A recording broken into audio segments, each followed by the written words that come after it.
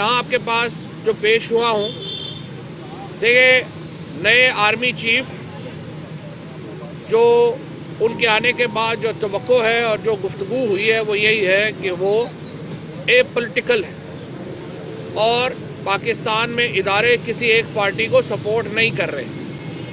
لیکن بدقسمتی سے ہمارے جو ایم پی اے صاحبان ہیں مظفر گڑھ کے، انہوں نے سابق وزیر اعظم عمران خان صاحب کے سامنے یہ بات رکھی ہے کہ کس طرح ان نون نمبر سے انہیں کالیں آئیں.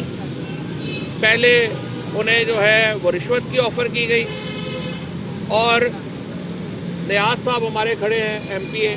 پچھلے الیکشن میں نیاز صاحب نے بتایا کہ 5 ایم پی ایز کے لیے 1 ارب 20 کروڑ روپیہ آفر کیا گیا. نیاز صاحب کس نے آفر کیا؟ پی ڈی ایم کی طرف سے 1 ارب 20 کروڑ روپیہ 5 ایم پی ایز کے لیے آفر کیا گیا. اسی طریقے سے جو موجودہ ممبران ہیں ان کو آفرز کی گئی اور لوگوں کو توڑنے کی کوشش کی گئی.